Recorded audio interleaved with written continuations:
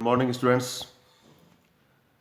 आज हम इस ई व्याख्यान के माध्यम से कृषि क्रांति के बारे में अध्ययन करेंगे। जैसा कि आपने सुना होगा, पढ़ा होगा कि औद्योगिक क्रांति अर्थात उद्योगों के क्षेत्र में जो क्रांति हुई उसका संबंध इंग्लैंड से है। इंग्लैंड से सबसे पहले औद्योगिक क्रांति की शुरुआत हुई। कृषि क्रांति और औद्योगिक क्रांति दोनों एक दूसरे के पूरक हैं। बिना कृषि में क्रांति हुए औद्योगिक क्रांति संभव नहीं थी। 18वीं शताब्दी के उत्तरार्ध में जो औद्योगिक क्रांति हुई इंग्लैंड में, उसका सीधा सीधा संबंध कृषि क्रांति से है। कृषि के क्षेत्र में जो भी नए नए उत्पादन के तरीके अपनाए गए, वैज्ञानिक तरीके से जो खेती की जाने लगी, कृषि की जाने लगी, जिससे उत्पादन बढ़ा और उत्पादित वस्तुओं की खपत शहर के बाजारों में होने लगी, इसी को कृषि क्रांति हम कहते हैं। कृषि क्रांति के बिना औद्योगिक क्रांति संभव नहीं थी। 17वीं शताब्दी तक कृषि क्षेत्र में सामान्यतः वही विधियां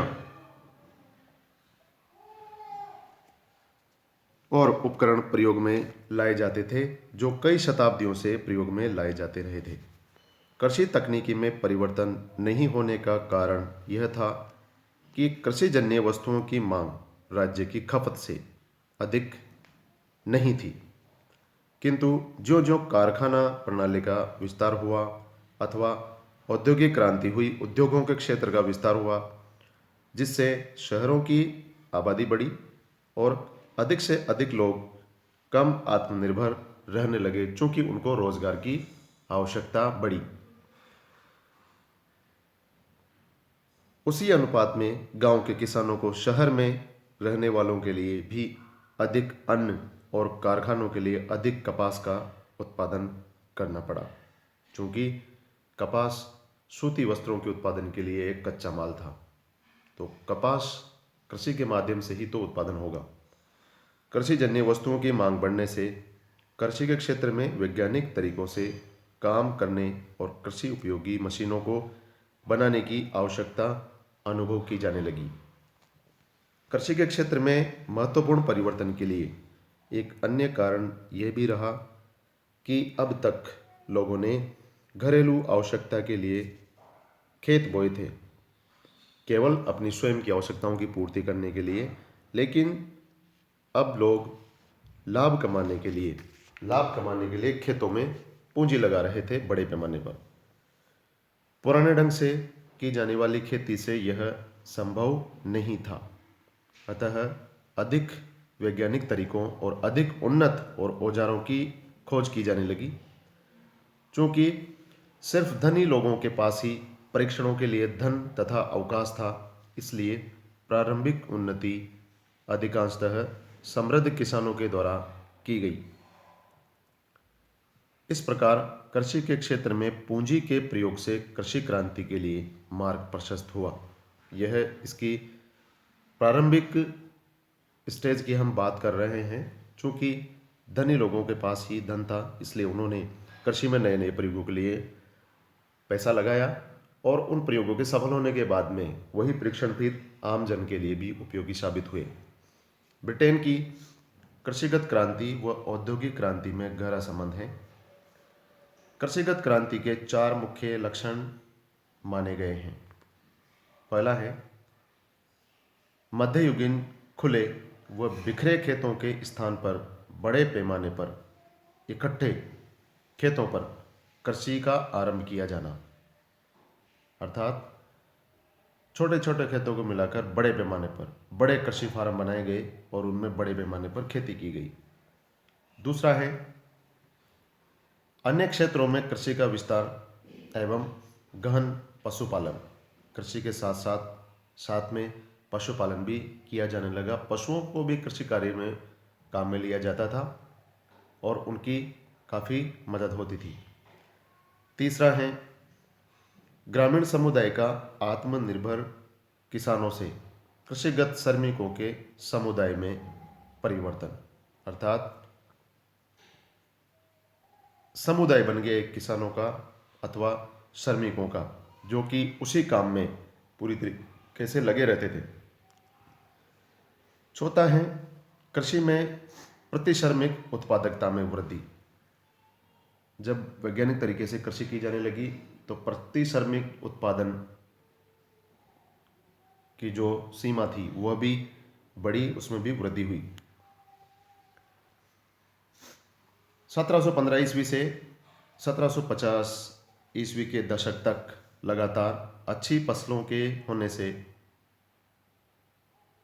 ब्रिटिश उद्योगों को कच्चा माल काफ़ी मात्रा में मिला।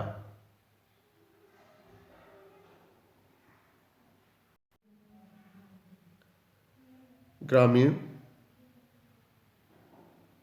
निर्धन वर्ग की आमदनी बढ़ने से वे कारखानों में बने माल को खरीदने की स्थिति में आ गए। ब्रिटेन में कृषिगत क्रांति ने प्रथम औद्योगिक क्रांति, जो कि 1750 से 1850 ईस्वी के मध्य मानी जाती हैं, उसको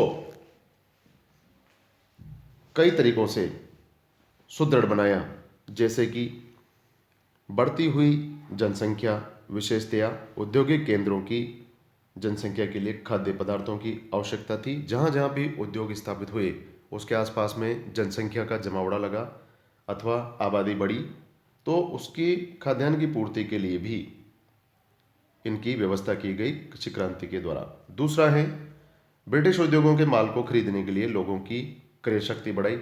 उत्पादित माल को खरीदने के लिए धन की आवश्यकता थी, वही क्रय शक्ति कहलाती है।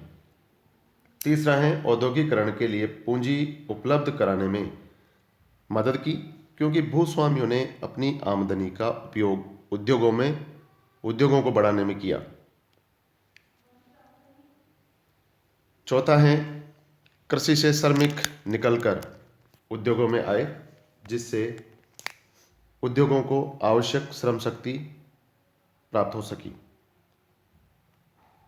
क्योंकि कारखानों को चलाने के लिए जो है व्यक्ति की आवश्यकता थी, श्रमिक की आवश्यकता थी।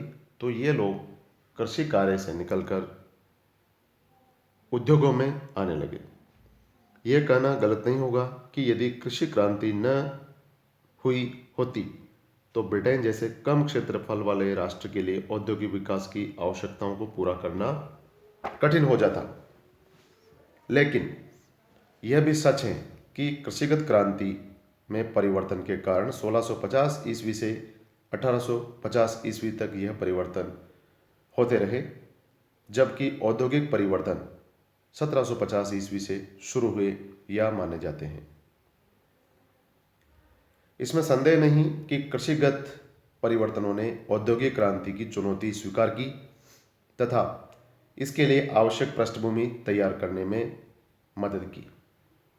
तो जैसा कि पूर्व में भी बताया हमने कि कृषि क्रांति और औद्योगिक क्रांति एक दूसरे के पूरक हैं। बिना कृषि क्रांति के हुए औद्योगिक क्रांति संभव नहीं थी, क्योंकि उद्योगों को चलाने के लिए कच्चा माल चाहिए, जो कि कृषि क्रांति के कारण ही उसकी आपूर्ति हो सकी।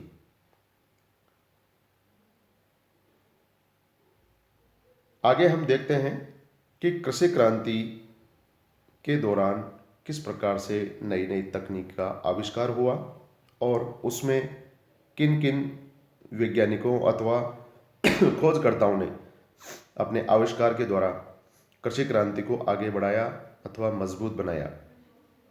तो सबसे पहले हम बात करते हैं एक अंग्रेज जमींदार जेथरो टल, जो कि वर्कशायर का रहने वाला था इंग्लैंड में। इसने बीज बोने के लिए ड्रिल नामक एक यंत्र बनाया, जिससे उचित मात्रा में और निश्चित कतारों में बीज बोए जा सकते थे। इससे बीज बोने का कार्य अधिक व्यवस्थित एवं सुचारू रूप से किया जा सकता था। अर्थात इसका जो आविष्कार था ड्रिल मशीन का, जिसके माध्यम से, उस मशीन के माध्यम से उसमें जो भी खेत में जो बीज बोया जाता है उसको एक साथ भर के और एक एक करके दाने को जो है खेत में बोया जाता था, कतारों में बोया जाता था और निश्चित मात्रा में बोया जाता था। तो इस मशीन ने बीज बोने के कार्य में अत्यधिक सहयोग प्रदान किया। इसके पश्चात एक अंग्रेज जमींदार टाउनसेंड 1674 से 1738 ईस्वी का इसका समय है। इसने किसानों को फसलों को बदल बदल कर उपजाने के लाभ समझे, अर्थात कृषि को बदल बदल कर करने से उसकी उत्पादकता में वृद्धि होती है। ये बात अंग्रेज जमींदार टाउनसेंड ने किसानों को बताई। गेहूं, सलजम, जौ और क्लोवर, वन मेथी क्लोवर, इसकी खेती को बारी बारी से बोकर जमीन की उर्वरता को बनाए रखने की नवीन पद्धति निकाली। इस पद्धति को अपनाने से प्रत्येक बार 1/3 जमीन प्रति छोड़ने की आवश्यकता नहीं रही। इस प्रणाली से प्रति एकड़ पैदावार दुगनी होने लगी। साथ ही पशुओं के लिए अतिरिक्त खाद्य सामग्री भी उपलब्ध होने लगी। तो इन्होंने जो है बिना जमीन को खाली छोड़े, एक तरीका तो है कि जमीन को कुछ समय के लिए खाली छोड़ दो बिना कृषि का उत्पादन किए, तो उसकी उत्पादकता में वृद्धि होती है। दूसरा, इन्होंने बताया कि ऐसी फसल बोएं जिससे जमीन की उत्पादकता भी बनी रहे और उत्पादन भी हो। तो उसमें गेहूं, सलजम, जौ और वन मेथी, जो कि जमीन में नाइट्रोजन और अन्य आवश्यक तत्वों की जमीन में पूर्ति करते हैं अपनी जड़ों के माध्यम से। तो ऐसी कृषि को बोने पर इन्होंने जोर दिया और उत्पादकता में वृद्धि की। 1770 ईस्वी के आसपास रॉबर्ट बेकवेल नामक एक अंग्रेज ने पशुपालन को एक लाभदायक व्यवसाय बना दिया। उसने भेड़ों और गायों की नस्ल सुधारने के लिए प्रयोग किए। वैज्ञानिक प्रजनन पद्धति के नवीन प्रयोग से उसने पहले की अपेक्षा तिगुनी वजन की भेड़ें तैयार करने में सफलता प्राप्त की। वह मवेशियों को दुधारू तथा गोश्त प्रदान करने वाला और भेड़ों को ऊन तथा मांस देने वाला बनाने में कामयाब रहा। बेकवेल की प्रणाली पर चार्ल्स कोलिंग ने भेड़ों की एक नई नस्ल तैयार की। तो यह नस्लें खाद्यान्न तथा भोजन के लिए तथा दूध के लिए अथवा कृषि कार्यों जैसे सभी कार्यों के लिए उपयोगी साबित हुई।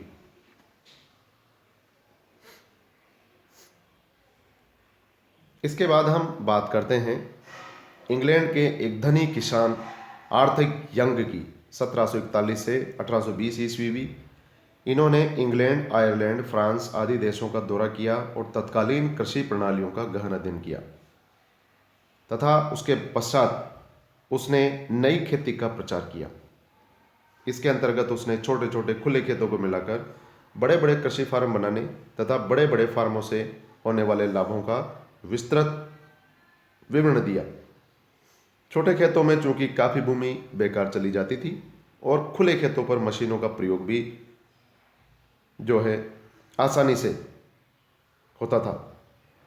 आर्थर यंग ने अपने विचारों का प्रसार करने के लिए कई लेख एवं पुस्तकें लिखी। उसने एनल्स ऑफ एग्रीकल्चर नामक एक पत्रिका भी निकाली, जिसमें अपने लेखों के माध्यम से वैज्ञानिक तरीकों से कृषि करने के लिए लोगों को प्रेरित किया और अपनी तकनीक से किसानों को जो है अवगत कराया और उससे कृषि कार्य में काफ़ी सहायता मिली। वैज्ञानिक आधार पर नई प्रणाली से खेती करने के लिए छोटे छोटे खेतों को एक बड़ा कृषि क्षेत्र बनाने और उसके चारों ओर एक बाड़ लगाने के लिए इंग्लैंड में 1772 ईस्वी में 1772 से 1815 ईस्वी के मध्य 956 बाड़बंदी अधिनियम बनाए गए। उसके फलस्वरूप कई लाख एकड़ भूमि की बाड़ाबंदी संभव हो सकी। एक ओर इस बाड़ाबंदी से कृषि उत्पादन में वृद्धि हुई तो दूसरी ओर उसके फलस्वरूप छोटे किसानों को भूमि छोड़ने के लिए बाध्य होना पड़ा और धीरे धीरे वे भूमिहीन मजदूरों की श्रेणी में पहुंच गए। आर्थिक व्यवस्था पर दीर्घकालीन प्रभावों की दृष्टि से यह लाभप्रद सिद्ध हुआ, क्योंकि जनसंख्या का एक बड़ा भाग जो बाड़ाबंदी कानून के कारण भूमि से बेदखल हुआ, उन्होंने वही लोग कारखानों में काम करने के लिए मजबूर हुए। कहने की आवश्यकता नहीं है कि इससे औद्योगिक क्रांति का मार्ग प्रशस्त हुआ। अर्थात हम यह समझाना चाहते हैं कि जो किसान भूमिहीन हो गए वह अपनी आजीविका के लिए शहरों में गए और वहाँ पर उद्योग धंधों में उन्होंने अपनी जो भूमिका थी वह वहाँ पर अदा की। 1840 ईस्वी तक किसान अपने खेतों में पुरानी पद्धति से खाद देते रहे, लेकिन इसी वर्ष जस्टन वॉन लिबिंग नामक एक जर्मन रसायन शास्त्री ने यह प्रतिपादित किया कि पौधों की आधारभूत खुराक पोटास, नाइट्रोजन और फास्फोरस है। इन तत्वों की मात्राएं मिला देने से मिट्टी की उर्वरता बढ़ जाती है। इसके बाद बड़े स्तर पर उर्वरकों का प्रयोग किया जाने लगा, जिससे उत्पादन में अत्यधिक वृद्धि हुई। जनसंख्या में वृद्धि, औद्योगिक मशीनों के लिए अधिक कृषि उत्पादन की आवश्यकता, श्रम बचाने की आवश्यकता आदि कारणों ने मशीनरी का प्रयोग कृषि में करने के लिए प्रेरित किया। अमेरिका में भाड़े के मजदूरों की कमी ने भी लोगों का ध्यान इस तरफ केंद्रित किया और यही कारण है कि आने वाले समय में अमेरिका दूसरे देशों का अगुवा बन गया। 1793 ईस्वी में अमेरिका निवासी व्हीटने ने अनाज को भूसे से अलग करने वाली मशीन का आविष्कार किया। भूसा एक तरफ, अनाज एक तरफ, इसका आविष्कार किया व्हीटने ने, अमेरिका निवासी। 1834 ईस्वी में साइरस एच मैककॉर्मिक ने फसल काटने वाली मशीन का आविष्कार किया। इसके बाद एप्पलबाई ने बटोरने वाले दोहरे बाइंडर जिसमें जोड़कर इसे उपयोगी बनाया मशीन को फसलों को काटने के लिए। तो इस प्रकार से कालांतर में कृषि में यंत्रीकरण का प्रयोग जो है वह निरंतर बढ़ता गया। शक्ति से चलने वाली मशीनों के आविष्कार ने कृषि में क्रांति ला दी। कृषि में हुए परिवर्तनों के परिणाम स्वरूप 1760 ईस्वी से 1860 ईस्वी के मध्य कृषि उत्पादन में अत्यधिक वृद्धि हुई और कृषि उत्पादन में हुई इस वृद्धि का औद्योगिक विकास से गहरा संबंध है। इस समय जनसंख्या का वह भाग जिसका अन्न उपजाने से कोई संबंध नहीं था वह तेजी से बढ़ रहा था।